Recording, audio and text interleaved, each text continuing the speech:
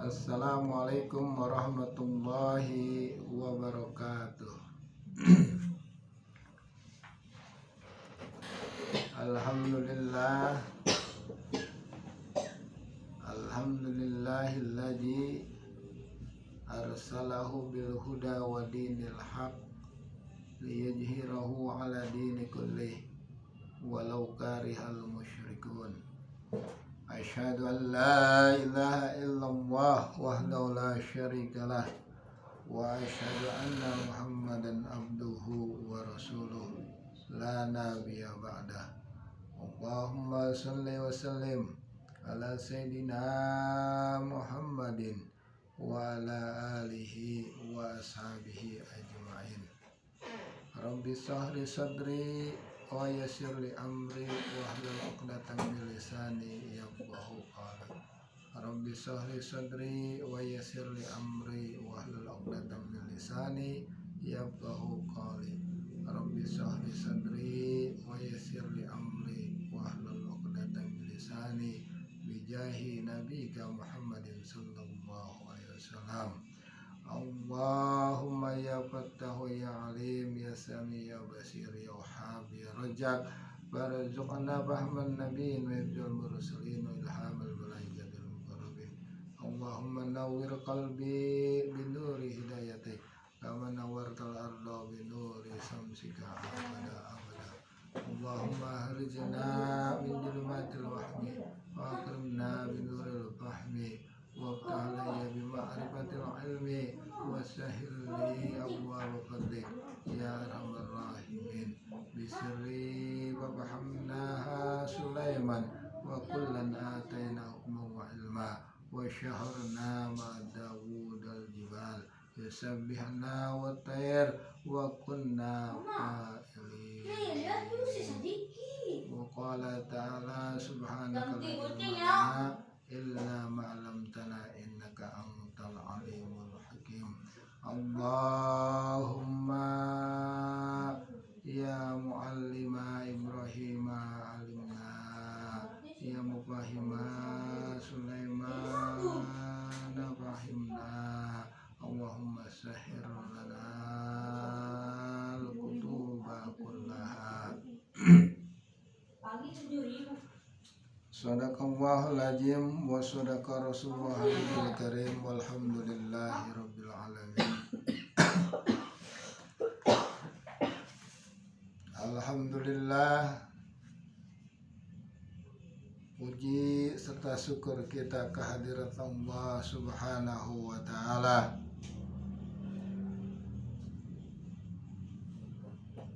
Di mana pada malam ini rutin kita laksanakan 2 minggu sekali tiap malam Sabtu ba'da maghrib, yaitu kita membedah daripada kitab Adabul Insan karangan dari Sayyid Habib Usman bin Abdullah bin Agil bin Yahya.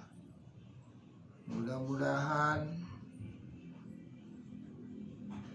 pada detik dan jam ini, pada malam ini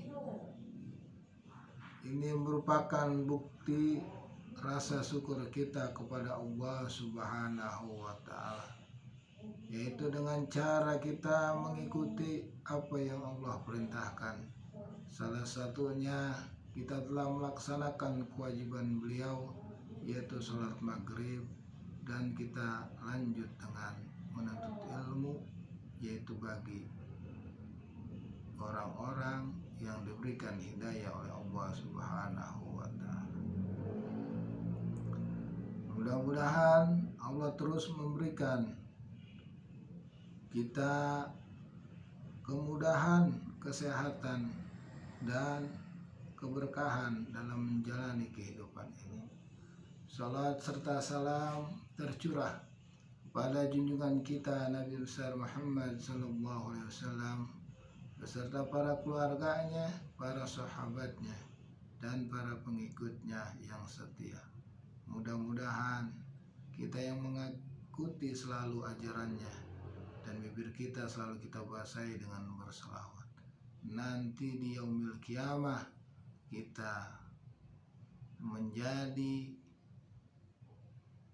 umat-umatnya yang ada di belakang barisan beliau untuk masuk ke dalam surganya Allah Subhanahu wa taala dengan syafaat Kanjeng Nabi Muhammad SAW melalui rahmat Allah Subhanahu wa taala. Pada malam ini kita akan membedah daripada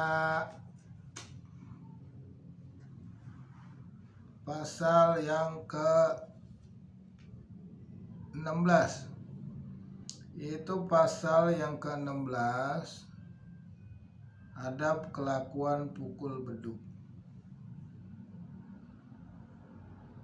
Sebelum kita membahas daripada pasal ini, mari sama-sama kita bacakan suratul Fatihah agar apa yang kita baca ini mendapat keberkahan dari Allah Subhanahu wa taala. Al-Fatihah ila hadratin Nabil Mustafa Muhammadin Rasulullah sallallahu alaihi wasallam wa ala alihi wa sahbihi wa azwaji wa zurriyyati wa ahli baitil kiram. Summa ila arwahi khususan al-khulafa'i rasyidin sadatin Abi Bakr Umar Utsman wa Ali wa likulli minhum wa sahabati ajma'in.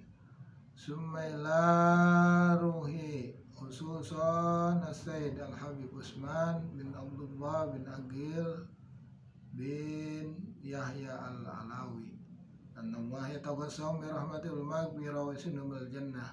Syai'ulillahi lahumul Fatihah. A'udzu billahi minasyaitonir rajim. Bismillahirrahmanirrahim. Alhamdulillahi rabbil alamin arrahmanir rahim maliki yaumiddin.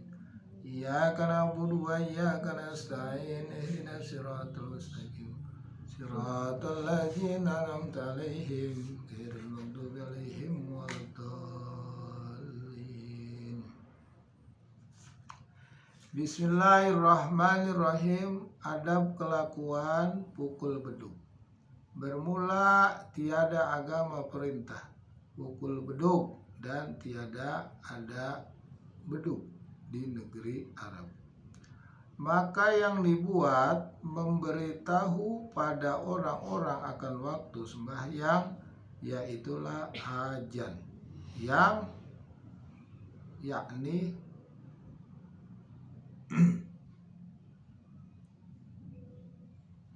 adapun itu beduk di tanah bawah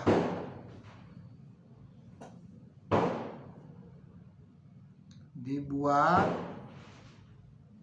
bantuan azan memberitahu pada orang-orang yang jauh supaya mereka itu dapat tahu waktu sembahyang atau buka puasa atau waktu sahur.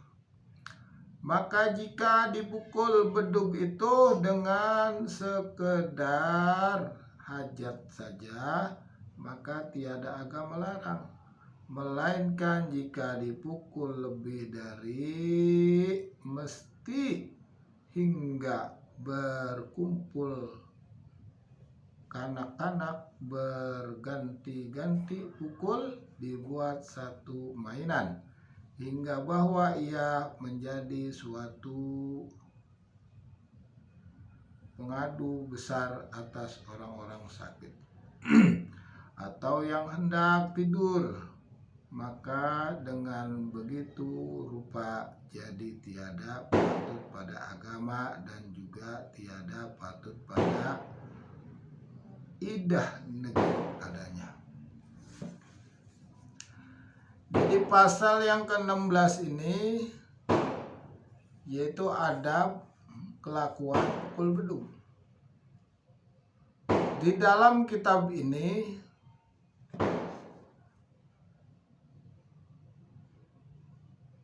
karangan dari Habib Utsman menjelaskan bahwa di daerah Arab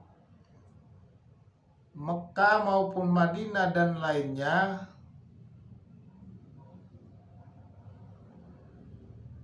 di sono nggak ada bedug, nggak ada perintah mukul bedug.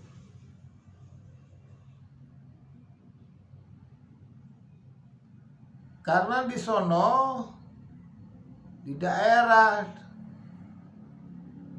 negeri Arab itu cuman ada kalau ingin menentukan waktu masuk sholat, waktu masuk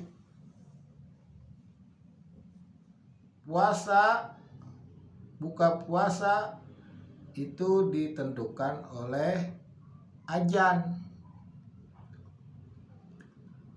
Jadi kenapa di Indonesia ada bedug?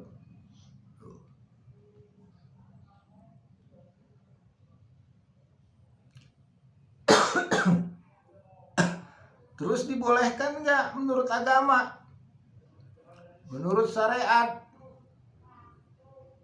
bedug yang ada di Indonesia itu diperbolehkan. Bedug datang ini pada zamannya Wali Songo. Kenapa adanya bedug? Karena orang-orang terdahulu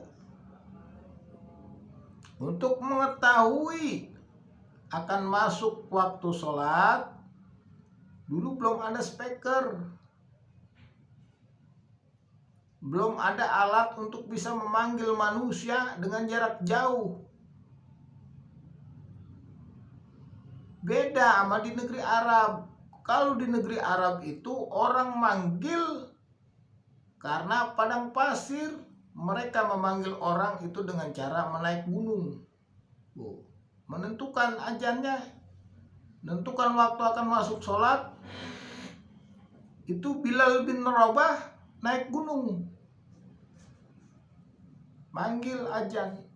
Kalau di Indonesia, lah kalau dia naik gunung, lah gunungnya banyak banget pohon, bukan seperti di Arab, lah kagak kedengeran. Makanya salah satu wali songo kita itu punya pemikiran bagaimana caranya orang bisa tahu waktu akan masuk sholat.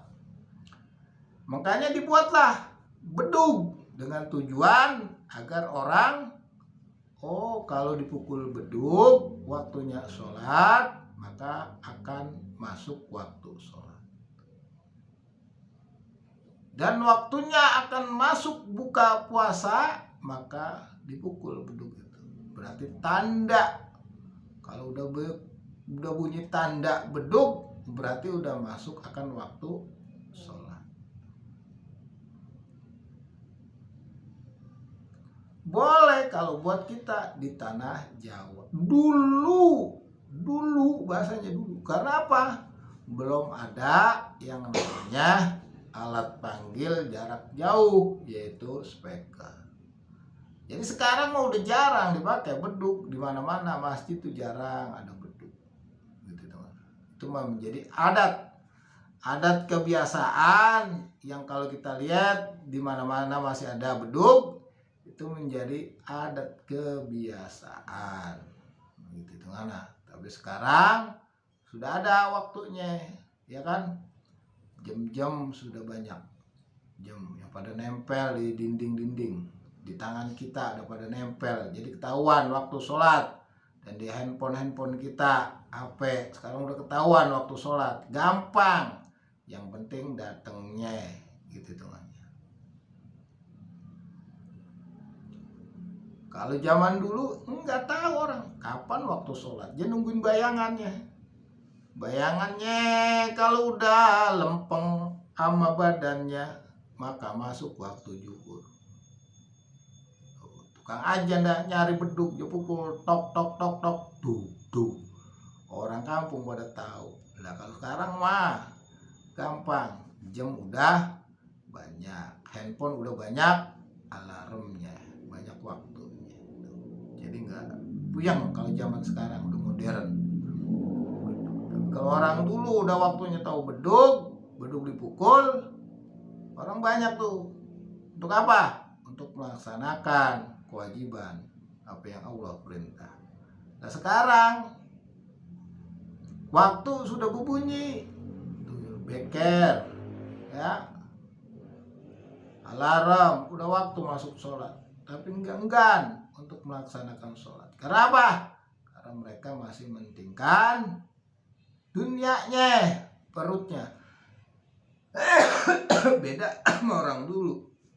Kalau orang dulu, kalau benar imannya kuat, dengar pukulan bedug aja udah siap untuk berangkat ke surau, musola atau masjid.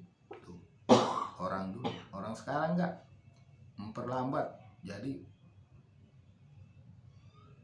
melupakan sholat. Terus bagaimana? Kalau emang itu tujuannya baik, pada zaman dulu itu diperbolehkan. Tujuannya baik, yaitu hanya sekedar, ya kan, sekedar untuk mengingatkan akan waktu masuk sholat. Tuh. Tapi kalau hanya untuk dimainkan, ya kan, dipukul buat mainan tuh bedug, maka itu nggak boleh. Karena apa? Karena mengganggu daripada orang yang lagi tidur, mengganggu orang yang lagi sakit. Tuh. Jadi bukan tempatnya bedug itu untuk buat mainan. Tuh. Makanya kenapa di negeri Arab itu bedug nggak ada, ya, karena ditakutkan buat mainan. Dan di Indonesia begitu pula, di tanah Jawa kita ini bedug itu menjadi kebiasaan adat, karena awalnya cara menentukan masuk waktu itu melalui bedug untuk orang-orang jauh tahu waktu akan sholat. Nah kalau sekarang mah udah jarang, bedug ada juga sekarang diabain karena ditakutkan, yaitu karena banyaknya rumah sekarang, gedung-gedung udah pada rapet. Kalau kita mainin bedug ngeri, tetangga-tangga apalagi mungkin lagi sakit gitu tuh, apa pengen tidur itu mengganggu gitu tuh. Sekarang udah mau zamannya modern, yaitu dengan cara memanggil dengan toa, yaitu dengan ampere, dengan sound gitu teman. Jadi kalau emang bedug itu buat mainan, maka itu dilarang oleh agama dan dilarang pada idah negeri kita gitu teman. Karena apa? Karena menjadi mudorot, mengganggu daripada kemaslahatan umat. Jadi bedug ini, pasal ini menentukan bahwa diperbolehkan memukul bedug itu sesuai dengan waktu dan aturan yang ada pada zaman dulu. Dan sekarang pun masih ada banyak masjid, apabila akan masuk waktu maka merbot itu memukul bedug untuk akan waktu azan dimulai gitu pula.